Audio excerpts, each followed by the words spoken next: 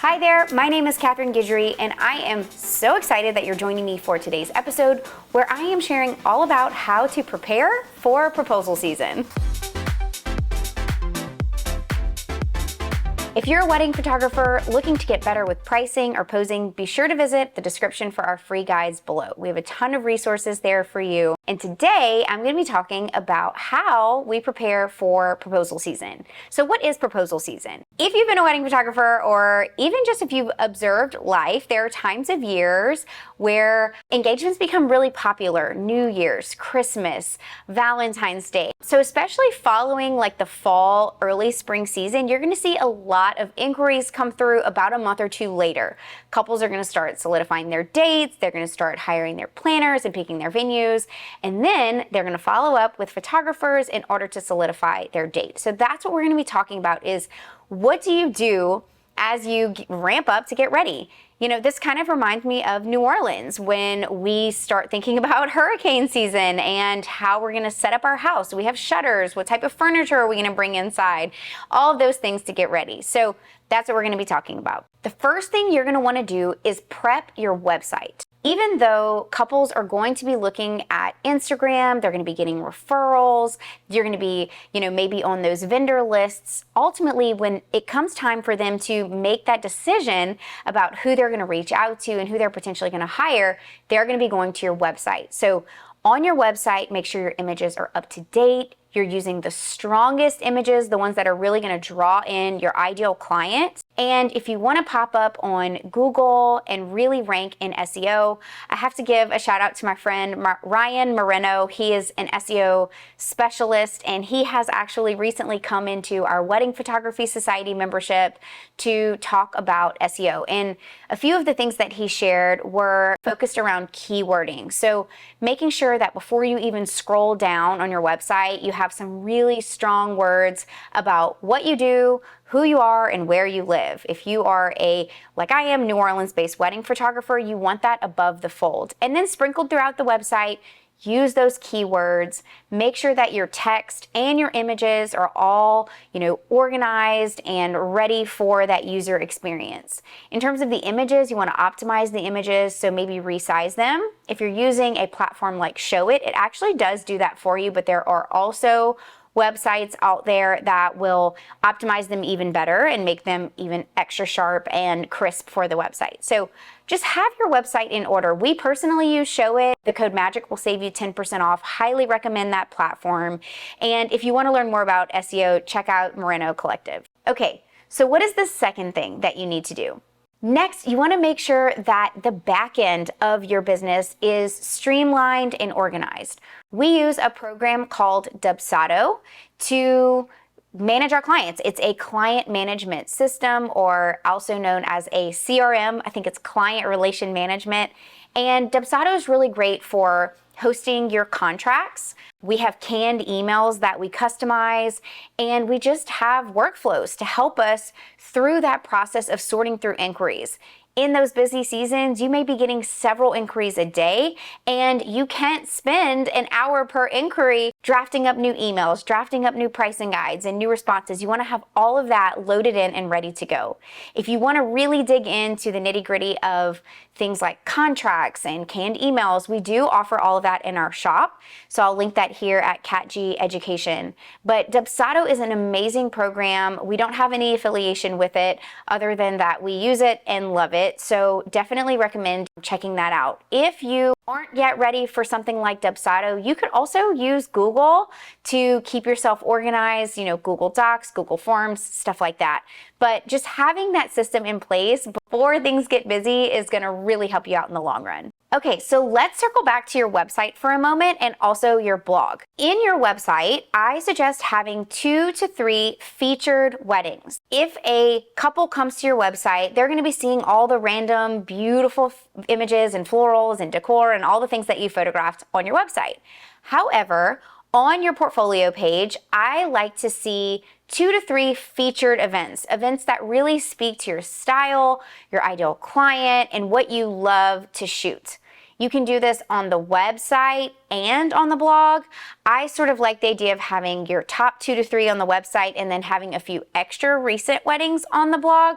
That way you give people a good sampling. If you're early on and you're not even ready for a blog yet, just have those 2 to 3 on the website. In regards to the number of images, you probably want to look at somewhere between 15 to 20. I would not exceed something like 50 images in a featured wedding just because it can be a whole lot of photos. And check out like features, publications, Sell Me Pretty, Brides, Over the Moon, Vogue. Like, look to see the type of images that they're putting up, how many they're putting up. Obviously, a feature is going to be more detail heavy and couples are looking to envision themselves. So you want to include a bit more portraits in a publication, but just look at how they're laid out and look at what they're showing. You want to, as the artist, show the absolute best work that you have. I don't remember where I initially heard this, but there's a saying that your portfolio is only as strong as your worst image. So if there's something that you're kind of on the fence about and you're just trying to add to it to have more images, don't. Less is more. So I touched on this earlier, but oftentimes one of the first impressions that people have of you is Instagram.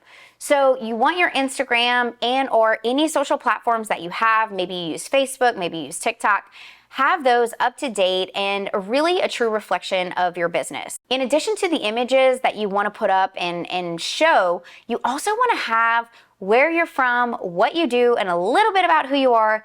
Definitely a photo somewhere on your Instagram. I know we're artists, we want to be behind the camera, not in front, but people want to see who they're hiring, and it gives them a sense of trust, just knowing, okay, this is a real person, they are a true artist, and I can see them, and they have other people who probably know them through their follower list who can justify this. And so have that picture somewhere. If you don't post a lot of your photos often, maybe just post one and then pin it to the top of your Instagram posts. A great way to stay top of mind during that proposal season is to send out an email to your email list. I know for us, our email list is comprised of current clients, past clients, anyone who has logged into our galleries like PicTime or Zenfolio.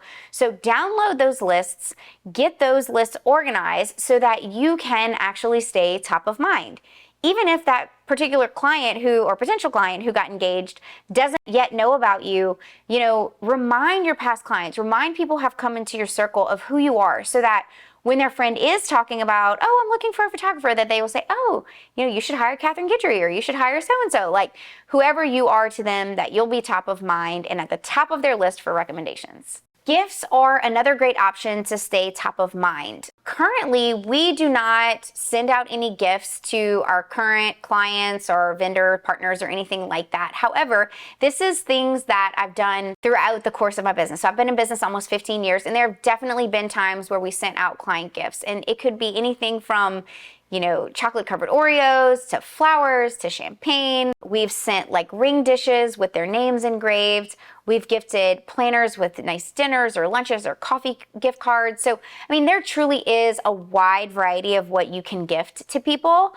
But I truly believe that at the top of people's list of needs is great, stellar service and excellent images. And so I think rather than spending a lot of time thinking about the gifting side, look at how you can really up-level your experience and be organized with all the things that I'm talking about today.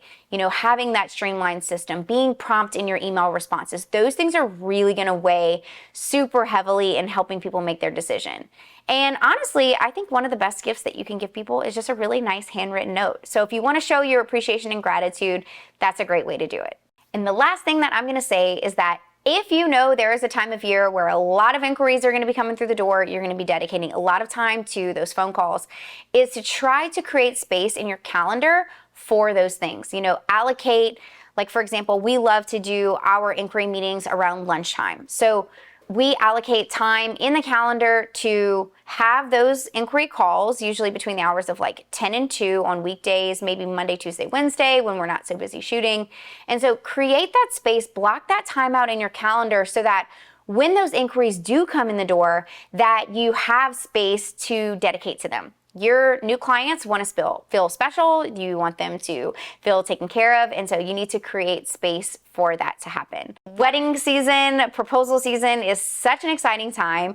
You know, you're getting those new clients in the door, you're feeling your business grow. And so that's why all of this is really important. I didn't touch too much on pricing, but pricing is a whole nother thing. We actually sell a 1-hour pricing course at catgeducation.com. So if pricing is something you struggle with, highly recommend that.